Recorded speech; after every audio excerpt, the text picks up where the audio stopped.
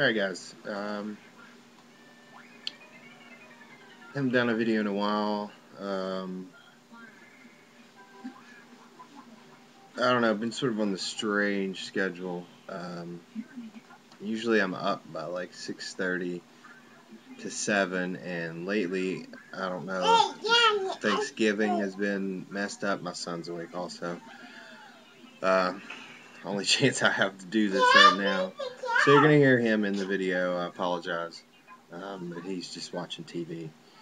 So he'll get excited and see something he notices and he'll say a word. So I'm sorry.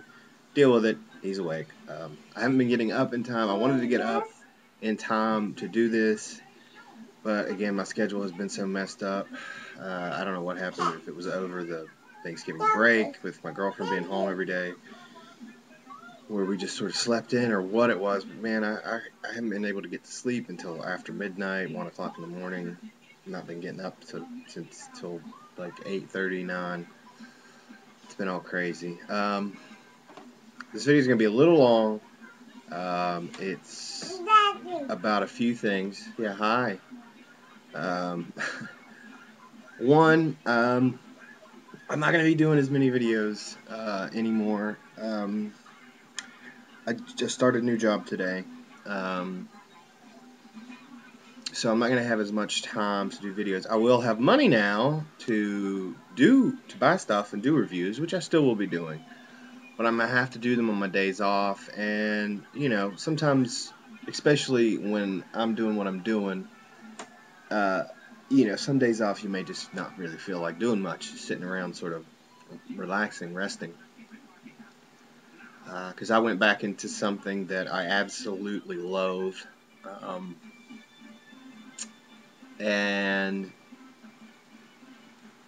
But I didn't really have a choice.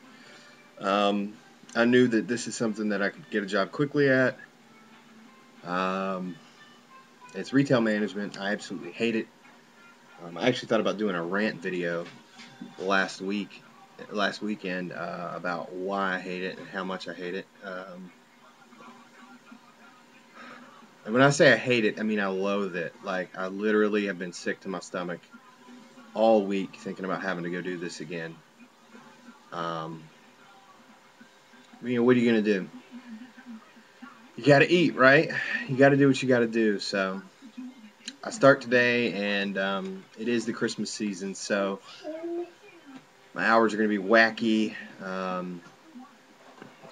So it may be a while before you see another video. But so I just wanted to get on here and explain that. And I'm also going to do my top 10 underrated horror films.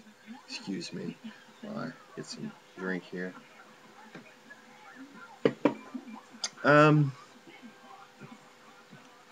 These I've just picked really quickly. I didn't really think about it too hard. I just grabbed something.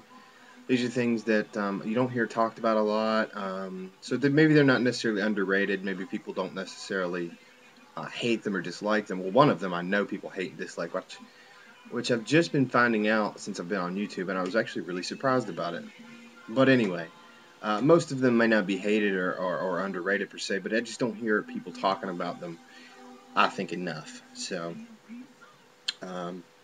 here we go. Number 10 is Martin. I find this is one of those movies that as you watch it over and over, it sort of grows on you. The first time I saw it, I was kind of like, yeah, that was cool. But I wasn't like blown away. But the more I watch it, it really, really grew on me and grew on me and grew on me. And I just think it's one of his best films. Romero, I really do. I think it's one of Romero's best movies. And this is certainly the edition to get if you are a fan of Martin. This is the Arrow video release. It's 2 discs. It's got postcards. It's got 4 different covers. You can see there. It's got a poster. It's got a booklet. It's unbelievable. I wish they would have included that Savini screen breaks on this instead of the Dawn of the Dead one, but because now I got to buy that Dawn of the Dead that I can't even watch the special features on just to get that on DVD. I know I can buy a bootleg DVD, but I used to have a VHS of it. Anyway, it's just very different. I think it's different from any of a lot of his other movies. I think he went in a completely different direction. Yeah. It's very dreamlike and strange. I don't know. It's hard to explain, but I love it, and it's definitely one that grows on you. And I don't think a lot of people talk about Martin enough. So yeah, there's Martin. Now this one here, somebody mentioned from my top 10 slasher films, said that this was one that they really liked, and it almost made my top 10 slasher picks, even though I don't know that it's really a slasher film. I guess it is. I don't know. Anyway, it's Don't Go in the House. I absolutely adore this movie. It is basically about a guy that has mommy issues, sort of a psycho-esque mommy issue type thing, and he goes out and gets women and brings them back to his house, and he burns them alive in a specially made room that he can basically flamethrow these girls. But I think the guy that Dan Grimaldi, who plays the killer in this, did a fantastic job. That very sort of psycho-sensitive psycho killer. He plays very, very well in this. I just think it's really, really underrated. You don't hear about it a lot. It's kind of sleazy. It's different. What other movie can you think of that, you know, a guy uses a flamethrower to kill women? And I can't. So yeah, Don't Go in the House. And this one is talked about a little bit more than probably the rest of these. But I still don't think you hear enough about it. This one also almost made my top 10 slashers, even though it was one that I wasn't really sure if it was a slasher or not. Sort of is. It is Tourist Trap. Totally amazing. I love this movie. It is so creepy with the doll masks and sort of that telekinesis thing going on in there. And the guy that plays the killer does an amazing job. You also get, if you're a fan of that 70s show, you get Midge from that 70s show. I can't remember what her real name is. Tanya Roberts, that's her name. Tanya Roberts is in this. It's just very strange and offbeat. You know, basically they're at some wax museum, deserted wax museum, and things, you know, come to life, and people are missing, and it just gets all wacky and fantastic. I wish this had a super special edition, because it really does deserve it. Out of any of these, this deserves a really super special edition. So maybe somebody one of these days will put this out. Oh, my cats, man, they drive me nuts. They just pull things down. I swear, it seems like if, Jason, this is for you. I'm going to spray him. Get away from that thing, you stupid cat. They just, like, pull things down and just play with them. Like, right now, he's, like, playing with one of my girlfriend's, like, headbands or something. And I swear, here you go, bud. I swear he waits until I'm busy. He knows when I'm busy. He goes and does crap like that. Anyway, on with the show. This one here is very strange. It's one of those flesh movies, if you know what I mean, like Videodrome or The Brood. Well, I don't know if The Brood's really one of those, but it's sort of like a mix of, well, anyway, it's Society.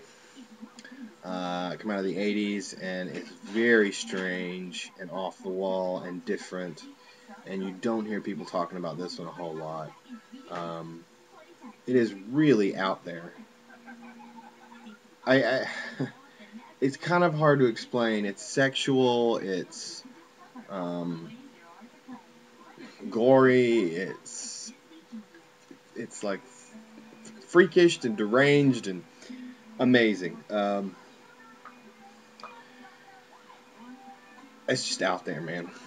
And this cover is terrible, by the way. And this is actually the original one sheet. Now, my buddy has the laser disc, and it has an alternate poster, which is a lot better.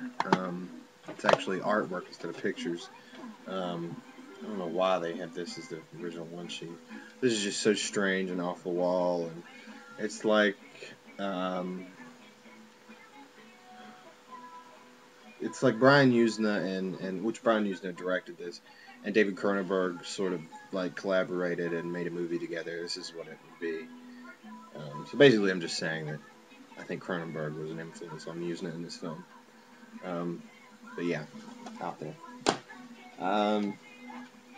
This one is more of an independent movie, low budget.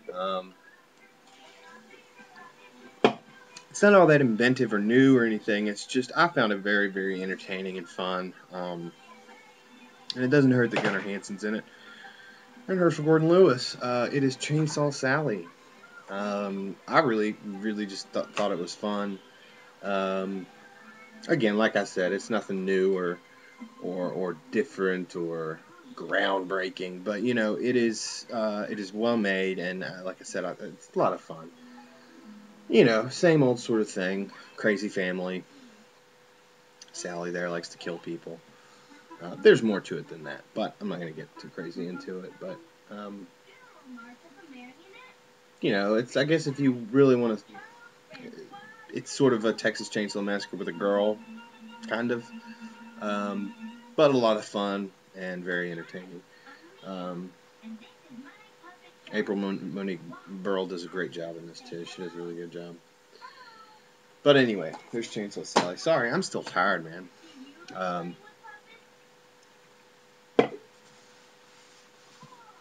I couldn't sleep last night, so I got up in the middle of the night and like took a sip of NyQuil. Not got up, but got up after like an hour and a half of laying there. Whew, man, even that little sip, I am still groggy. It's crazy. Anyway, this one I never hear anybody talking about. But I thought this one was, and I haven't watched this in a really long time, but I thought this was very interesting and different. It has a lot to say sort of about cults and religious fanatics, and I'm very fascinated with all that kind of stuff, cults and religion. Religion fascinates me. I don't believe in any of that gobbledygook, but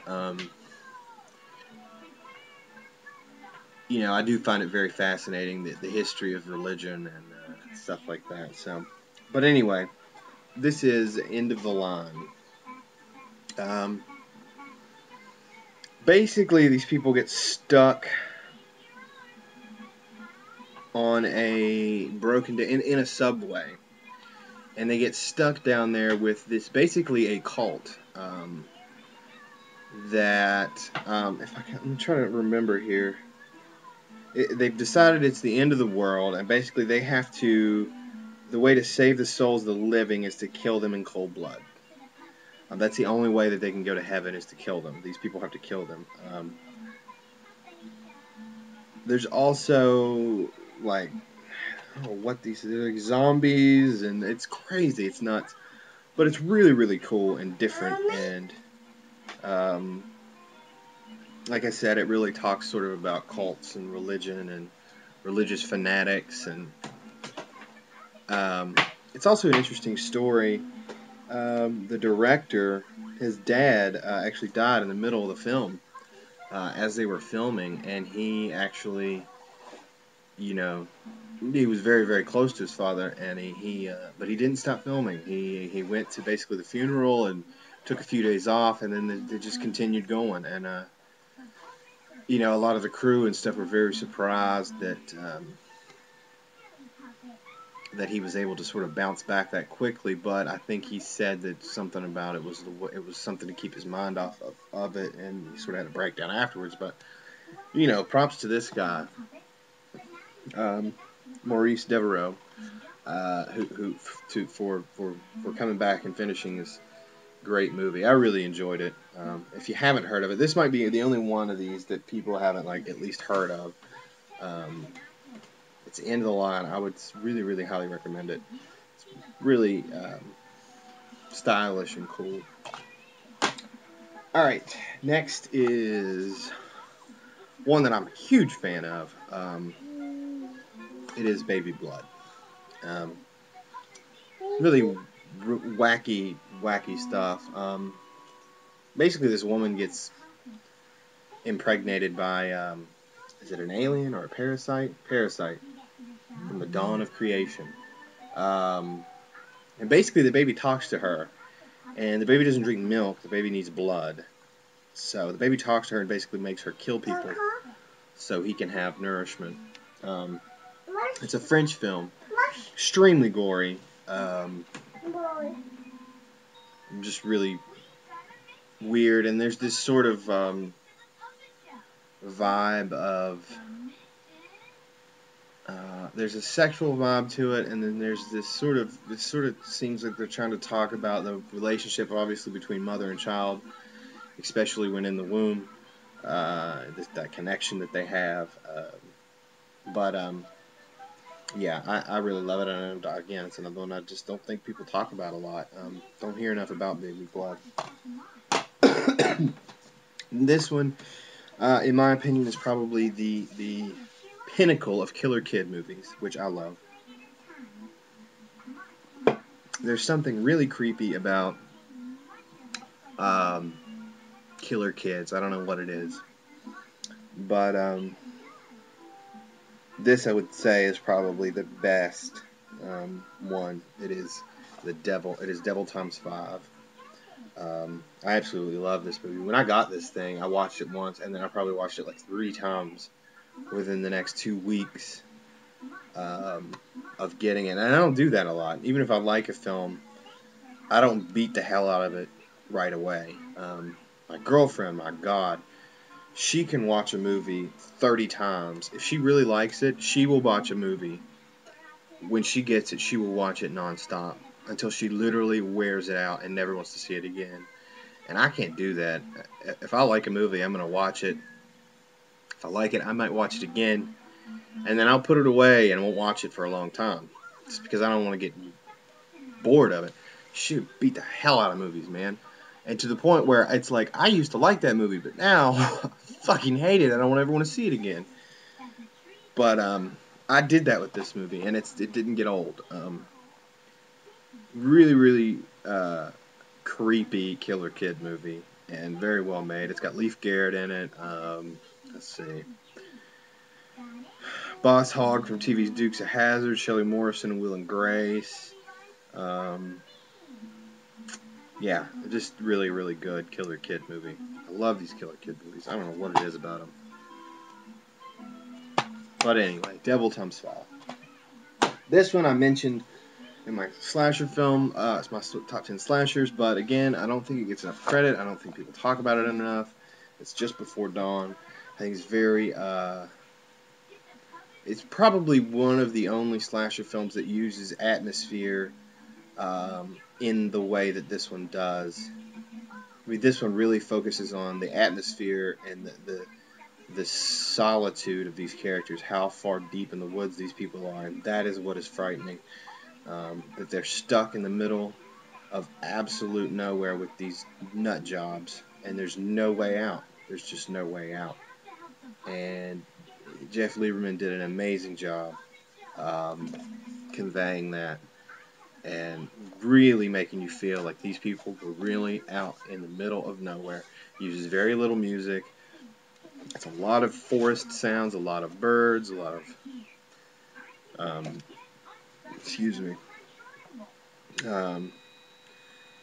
a lot of quiet. It's very quiet. It's very much they photographed wherever they filmed very, very well. Just did a great job with it. One of my absolute favorites. I watch it every summer,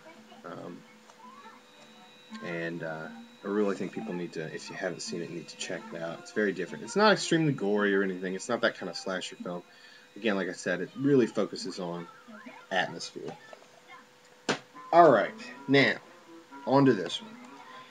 Now, before I do this, please, anyone that disagrees with my opinion on this, I understand. It's fine. This is an opinion that I have. Of course, you may not have the same opinion. That is fine. That's what makes this great. You know, we can discuss our opinions, but please do it in a respectful manner. Don't be a fucking asshole about it, okay? Let me just say that. Because I've encountered some pricks on this stuff, doing this stuff. And usually it is nobody that's even subscribed to me. Usually it's just random people out there that just that are bored and want to I don't know what they need to get a life. I don't know what it is. But anyway, I'm sure that there are some of my subscribers on here that will disagree with me on this. That is fine. I am not opposed to having a friendly conversation. But please let's keep it at that. Let's make it a friendly conversation. Let's not make it an argument. It's just silly. We're talking about movies here. I know we're passionate, but we're talking about movies. This is entertainment. So, that being said, I did not realize that this movie was hated so much as it was. I guess because I saw it before it came out on DVD. I actually saw the theatrical cut, which is different than the actually have the theatrical cut, which most people don't have. I actually know of one other guy that has it. And I was showing people that before the DVD even came out. Now the DVD is very hard to get a hold of uncut. I don't know. Everybody I watched it, I loved it, and everybody I showed it to loved it. So I don't think I spent too much more time researching the film. Everybody that I knew that had seen it really dug it, but apparently this thing is really hated. People just don't like it. And that is Murder Set Pieces. People really don't like this movie. I don't know what it is. I thought it was really awesome. Now, that being said, yeah, the plot is fairly simple. I mean, it's basically a nutbag murderer, serial killer, running around Las Vegas, picking up girls and killing them. There's some undertones of Nazism in there and stuff like that. But I mean, yeah, the plot is not all that innovative. But I saw a lot of Maniac in there. I saw a lot of Henry Portrait of a Serial Killer in there. The effects are amazing. Toe Tag Pictures did a great job. Toe Tag Effects, did a fantastic job on this film. I thought it was very interesting that the final girl was a little girl.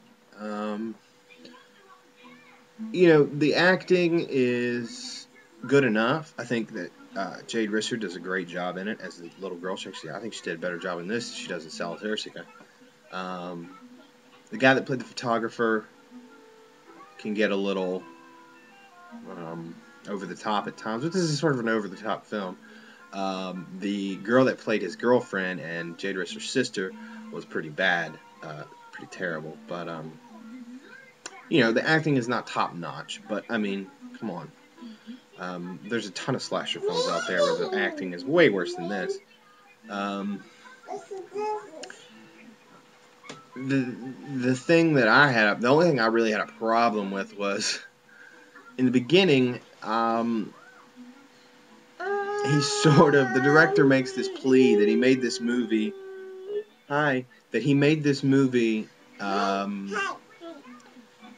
as a warning to parents to take care of their children and make sure that they don't go off alone because they'll get killed. And I just don't believe that that's the reason he made the movie, and I don't even know why he made a screwed up movie, and that's fine. You don't have to justify it with I made this as a public service announcement. It's like, come on, dude.